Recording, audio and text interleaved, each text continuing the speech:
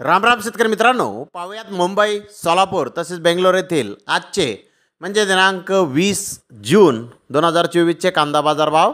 चला तर मित्रांनो, जाणून घेऊयात कोणत्या मार्केटमध्ये आज कांदा भावाची आवकेची परिस्थिती नेमकी कशी आहे. सुरुवात करूयात मुंबई येथून. मुंबई येथे आज गोळा साईज कांद्याचे काही लॉट 3100 ते 3200 रुपये क्विंटलपर्यंत विकले. त्या खालोखाल मोठे साईज कांदे 2800 ते 3000 रुपये क्विंटलपर्यंत विकले.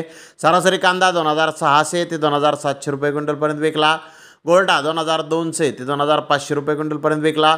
गोल्टी 1300 ते 2000 रुपये क्विंटलपर्यंत आज मुंबई येथे विकले आहे. तर सोलापूर येथे आज 55 कांदा गाड्यांची आवक आली होती. गोळा साईज कांद्याचे काही लॉट 3300 ते 3500 रुपये क्विंटलपर्यंत विकले. त्या खालोखाल मोठे साईज कांदे 3000 रुपयापासून 3200 रुपये क्विंटलपर्यंत विकले.